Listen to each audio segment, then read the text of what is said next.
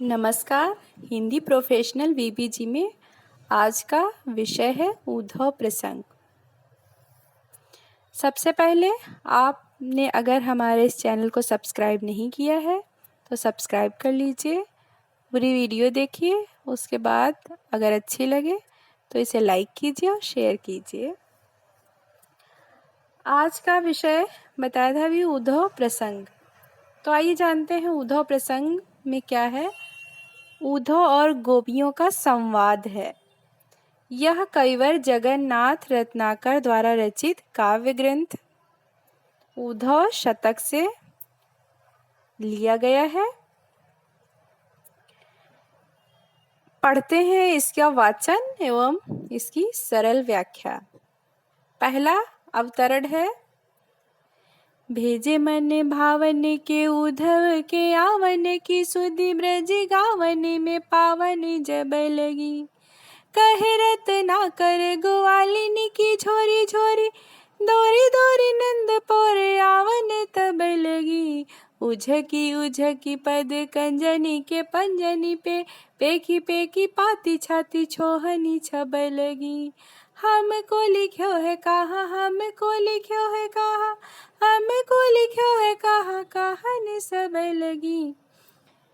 गोपियों को जब यह पता चला कि उद्धव श्री कृष्ण का संदेश लेकर के आए हैं तो उनके मन में अपने प्रिय श्री कृष्ण का संदेश जानने की उत्कंठा किस प्रकार उत्पन्न हुई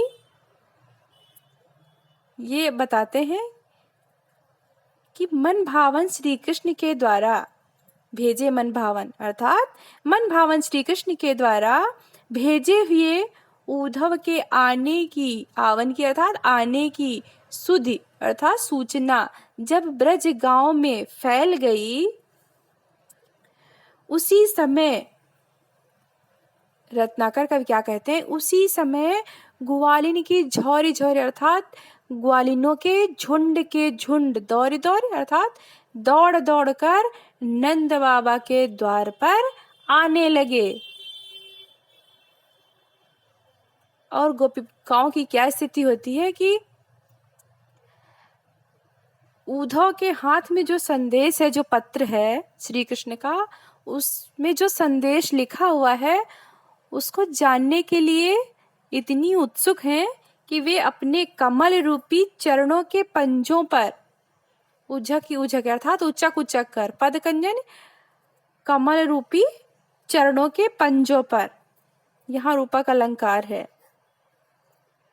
उचक उचक कर वे श्री कृष्ण द्वारा भेजे गए पत्र को देखकर पेखी पेखी पाती छाती छोहनी छबे लगी। गोपियों का हृदय क्षोभ से भर उठा और सभी क्या कहने लगी, हमको लिखो है कहाँ। सभी कहने लगी हमको क्या लिखा है, हमारे लिए श्री कृष्ण ने क्या लिखा है, हमारे लिए कृष्ण ने क्या संदेश भेजा है, ये सभी कहने लगी।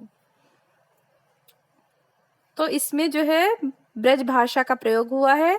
अलंकार रूपक है, पुनरुक्ति प्रकाश अलंकार है, क्योंकि कहीं कहीं पर एक शब्द बार बार प्रयोग हुए हैं, जैसे दौरी दौरी झोरी झोरी, तो इस प्रकार से यहाँ पुनरुक्ति प्रकाश अलंकार है। वियोग श्रृंगार रस है, गुण माधुर्य है और मनहरण सवैया छंद है। अगला पैराग्राफ पढ़ते हैं। चाहत जो स्वबस संजोग श्याम सुंदर को जोग के प्रयोग में ही तो बिल से रहो। और कहे रत्ना कर सुअंतर मुखी है ध्यान, मंजू ही ये कंज जगी ज्योति में धस्यो रहो। ऐसे करो लीन आत्मा को परमात्मा में, जामे जड़ चेतन बिलास बकिसो रहो। अमोह बस जो हत बिछो है जिये जो को छोही, सो तो सब अंतर निरंतर बसो रहो। अब इस पद में उद्धव ने गोपिकाओं को योग साधना का ज्ञान मार्ग अपनाने का उपदेश देते हैं और गोपियां तो उद्धव की कोई बात मानने से इनकार कर देती हैं। तो उस समय गोपियों से उद्धव क्या कहते हैं कि यदि तुम श्री कृष्ण से मिलाप करना चाहती हो चाहत जो स्वबस संजोग श्याम सुंदर को, संजोग अर्थात मिलना। अगर चाहती हो किससे मिलना, श्री कृष्ण से मिलना चाहती हो, तो तुम्हारा हृदय योग साधनाओं में रत रहना चाहिए, जोग के प्रयोग। अब जो योगी तपस्वी लोग साधना करते हैं, ईश्वर का जो है ध्यान करते हैं, वही ध्यान वही योग साधना वो गोपियों से अपनाने के लिए कहते हैं। क्या कहते हैं, अपनी अंतर आत्मा की ओर आत्मलीन हो जाओ। मंजू ही कंज जगी ज्योति में धस्यो रहो, कह रत ना करे सु अंतर्मुखी है ध्यान। और यह जो योग साधना है ये कैसे है, अंतर्मुखी है, आत्मलीन होना है, तुमको अपने हृदय में झांकना है, और हृदय कमल में जो प्रकाशित ज्योति है उसी में तुमको लीन रहना है, उसी में तुमको ध्यान लगाना है। फिर क्या कहते हैं, ऐसे करो लीन आत्मा को परमात्मा में। तुम अपनी आत्मा को परमात्मा में अर्थात ब्रह्म में इस प्रकार मग्न करो जिससे जड़ चेतन का आनंद प्रकट होता रहे। अर्थात तुम्हें आनंद प्राप्त होगा जब तुम अपने हृदय में ही ईश्वर को जो है ध्यान लगाओगी, तो श्री कृष्ण तुम्हारे हृदय में ही मिलेंगे, वही तुम्हारा परम आनंद की प्राप्ति होगी। मोह बस जोहते बिछोह जिए जाको छोई। जिस प्रकार ब्रह्म का साक्षात करने वाले योगी जड़ चेतन में आनंद की प्राप्ति करते हैं, वैसे तुम्हें भी आनंद की प्राप्ति होगी। लेकिन क्या करना होगा, तुम्हें अपनी आत्मा को परमात्मा में लीन करना होगा। फिर अज्ञान के वश, मोह के बस अर्थात अज्ञानता के वश तुम दुखी होकर जिसके वियोग का अनुभव करती हो, बिछोह अर्थात वियोग का, जिए जाको जिसके वियोग का तुम अनुभव करती हो। क्यों अनुभव करती हो, क्योंकि मोह के कारण। वह तो सदैव तुम्हारे हृदय में ही बसा हुआ है, विद्यमान रहता है। इस प्रकार से यहाँ ब्रजभाषा का प्रयोग हुआ है, अनुप्रास अलंकार है, शांत रस है और गुण प्रसाद है, मनहरण सवैया है। अगला पैराग्राफ पढ़ते हैं। सुनी सुनी उद्धव किया कह कहानी कानी, कोई ठहरानी को था नहीं थी रानी है, कहे रत ना करे रिसानी बीर रानी को बिल खानी बिकलानी बिथ खानी है, को से दसानी को भरी द्रग पानी रही, को घूमी घूमी परी भूमि मुरे जानी है, को श्याम श्याम के बह की बिल रानी को कोमल करे जो थाम सहम सुखानी है। उद्धव के ज्ञान की बातों को सुनकर गोपियों की क्या दशा हुई।